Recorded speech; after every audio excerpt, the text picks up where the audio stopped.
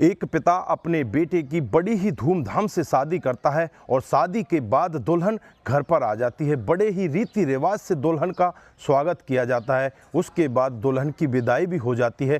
दुल्हन अपने मायके पहुंच जाती है। उसके बाद पिता और बेटे और कुछ रिश्तेदार दुल्हन को लेने के लिए दोबारा चले जाते हैं, जो रीति रिवाज के अनुसार होता है। और वहां पर जब पिता घर के अंदर पहुंचता है तो उस दुल्हन की माँ के साथ उसकी आंख मिल जाती है। आंख इस कदर मिल जाती है, आंखों ही आंखों में उन दोनों को प्यार हो जाता है। और प्यार भी इस कदर हो जाता है, वो एक दूसरे के साथ जीने मरने की कस्में खाने लगते हैं, एक दूसरे के साथ शादी करना चाहते हैं। इस सब के बारे में बेटा बहू को पता चलता है तो बेटा बहू भी बहुत ज़्यादा परेशान हो जाते हैं। आसपास के रिश्तेदारों को पता चलता है तो रिश्तेदार भी उस पिता के बारे में थू थू करने लगते हैं, लेकिन वो पिता मानता ही नहीं है। अपने बेटे की सास को लेकर वहाँ से फरार हो जाता है। दोस्तों, लगभग 3 साल तक वो फरार रहते हैं। भागकर दोनों शादी कर लेते हैं।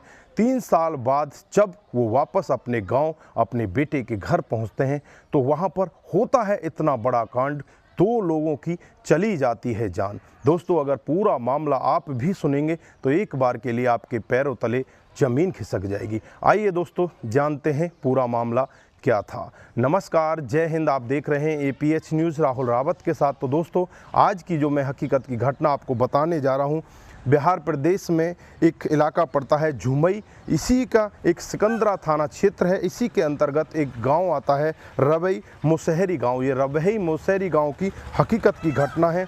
यहां पर ललन माझी नाम का एक लड़का, जिसकी उम्र लगभग 24 से 25 साल होती है, उसकी पत्नी के साथ बड़े हंसी खुशी रहता है। घर परिवार में किसी तरह की कोई कमी नहीं होती। 5 जून 2021 का ये वाक़या होता है, जब दिन के करीब 12 साढ़े 12 बजे होते हैं। उनके गेट की बेल बजाई जाती है और ही दरवाज़ा खोला जाता है तो दरवाजे के सामने एक औरत और एक व्यक्ति खड़े हुए दिखाई देते हैं। जो व्यक्ति होता है कोई और नहीं, ललन माझी का पिता होता है, जिसका नाम कारो माझी होता है। और जो बगल में औरत खड़ी होती है वो कोई और नहीं, उस लड़के की सास होती है, जिसका नाम भवानी माझी होता है। अब दोनों को देखकर लड़का एकदम से लाल पीला हो जाता है, क्योंकि उन दोनों ने भागकर शादी की थी। अब दोनों घर के अंदर तो प्रवेश करते हैं। पूरे घर का जो माहौल होता है वो बिगड़ जाता है, अफरा तफरी होने लगती है। उस तफरी ज़्यादा बढ़ जाती है। अड़ोसी पड़ोसी वहाँ पर आ जाते हैं। अड़ोसी पड़ोसी उनका बीच बचाव कर देते हैं। उसके बाद वो आराम से वहाँ पर बैठ जाते हैं। जैसे ही अगले दिन सुबह होती है तो सुबह जो लड़का होता है ललन माझी, वो अपने खेतों पर जाने लगता है। रास्ते में लोग बाग उससे पूछने लगते हैं कि शाम तो तेरा पिता आया था तेरी नई माँ को लेकर, उसका क्या हुआ, वो कहीं दिखाई नहीं दे रहा। लड़के को भी बुरा लगता है। लड़का कहने लगता है कि मुझे नहीं पता, वो तो शाम को ही वापस चले गए हैं। और भी जो लोग होते हैं वो भी उसके पिता के बारे में पूछते हैं, लेकिन जो ललन माझी होता है सबको यही कहता है कि वो तो शाम को ही यहाँ से वापस चले गए, हमें उनके बारे में कुछ भी नहीं पता। उसके बाद वो अपने खेतों पर चला जाता है। ऐसे ही लगभग 2-3 दिन का समय बीत जाता है, लेकिन वहाँ से रात को जाने का कोई साधन भी नहीं होता। वहाँ से वो गए तो गए कैसे? गांव वालों के जो विचार होते हैं आपस में एक दूसरे के साथ मिलने लगते हैं, एक दूसरे के साथ खुसफुसाहट करने लगते हैं और कहने लगते हैं कि शायद ललन माझी ने अपने पिताजी और अपनी नई माँ के साथ कोई गलत काम तो नहीं कर दिया, क्योंकि वो यहाँ पर रात को किसी ने जाते हुए देखे ही नहीं। उनका पता ही नहीं चला कि वो गए तो गए कहाँ।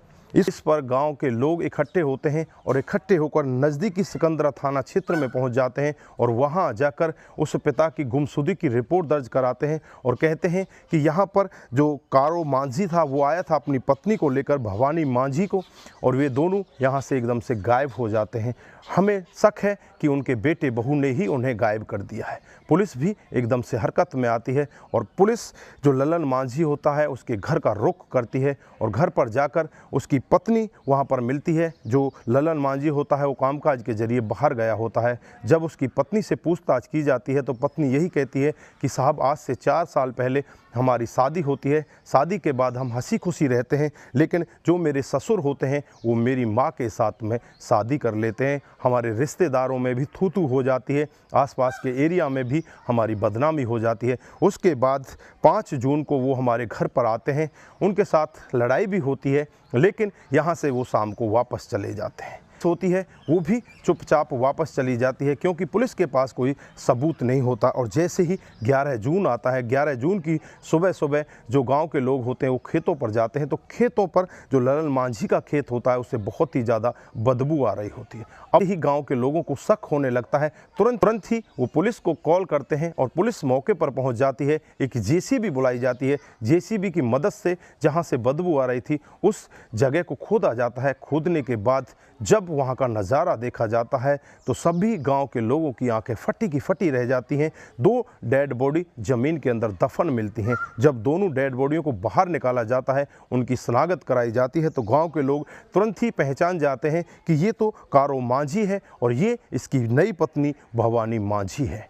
दोनों की डेड बॉडी को अपने कब्जे में लेकर उन्हें पोस्टमार्टम के लिए भेज देती है और फिर जो पत्नी होती है ललन मांझी की, उसे अपनी गिरफ्त में लेकर जो लेडीज़ कांस्टेबल होती हैं अपनी सख्ती के साथ, पूरे रवैये के साथ पूछताछ करती हैं, तो थोड़ी देर में टूट जाती है और सब कुछ सच सच बताने लगती है। वो कहने लगती है कि साहब, जब 5 जून को पूरा दिन हमारा लड़ाई में बीत चुका था, उसके बाद रात हो जाती है। रात होने के बाद जब मेरे पति ललन मांझी अपने पिता के साथ बातचीत कर रहे थे, तो बातचीत में उनका गुस्सा इतना बढ़ जाता है, वहीं पर पड़े हुए एक लोहे की रॉड को उठाते हैं और अपने पिता के ऊपर ताबड़तोड़ वार करने लगते हैं। पिता को वहीं लहूलुहान कर दिया जाता है। उसके बाद पिता की तड़प तड़प कर मौत हो जाती है। फिर जो मेरी माँ होती है भवानी मांझी, वो भी बीच में आती है। फिर उसके ऊपर भी लगातार ताबड़तोड़ वार किए जाते हैं। उसे भी वहीं पर लहूलुहान करके मौत की नींद सुला दिया जाता है। उसके बाद इन दोनों को कपड़े में लपेटा जाता है और खेत पर जाकर एक गड्ढा खोदा जाता है। उस गड्ढे में दोनों डेड बॉडियों को दफन कर दिया जाता है। जब पुलिस ये पूरा मामला ललन मांझी की पत्नी से सुन रही होती है तो पुलिस भी एक बार के लिए दंग रह जाती है। पुलिस तुरंत ही ललन मांझी की पत्नी को अरेस्ट कर लेती है। उसके बाद में ललन मांझी के नंबर की ट्रेसिंग की जाती है और ललन मांझी के नंबर को ट्रेस करके ललन मांझी को भी तुरंत ही गिरफ्तार कर लिया जाता है। पुलिस दोनों को गिरफ्तार करके उन्हें जेल के अंदर भेज देती है। लोगों का तो यही मानना था कि पहले जो गलती की थी वो पिता ने की थी, लेकिन पिता शादी करके आ जाता है, उसे 3 साल बाहर रहते हुए हो जाते हैं। उसके बाद अब बेटे ने बहुत बड़ी गलती की है, बेटे को ऐसा नहीं करना चाहिए था। तो दोस्तों, यहाँ पर आप क्या सोचते हैं, क्या जो पिता ने कार्य किया था वो सही था या गलत था? दोस्तों, जो बेटे ने किया क्या वो सही था या गलत था? आपकी जो भी राय है एक बार कमेंट बॉक्स में ज़रूर दीजिएगा। दोस्तों, इस घटनाक्रम को सुनाने का उद्देश्य किसी को बरगलाना, किसी को बहकाना, किसी पर किसी प्रकार का दबाव बनाना नहीं है। हमारा उद्देश्य बस यही है कि आप लोग जागरूक हों और ऐसे क्राइम के बारे में जानें जो डे बाई डे हमारे समाज में बढ़ते जा रहे हैं। दोस्तों, आज के लिए बस इतना ही। फिर मिलते हैं किसी नए मूड के साथ। तब तक के लिए आप अपना ख्याल रखें, अपने परिवार का ख्याल रखें, सतर्क रहें, सावधान रहें और ऐसे क्राइम को अपने आसपास ना होने दें। नमस्कार, जय हिंद, जय भारत।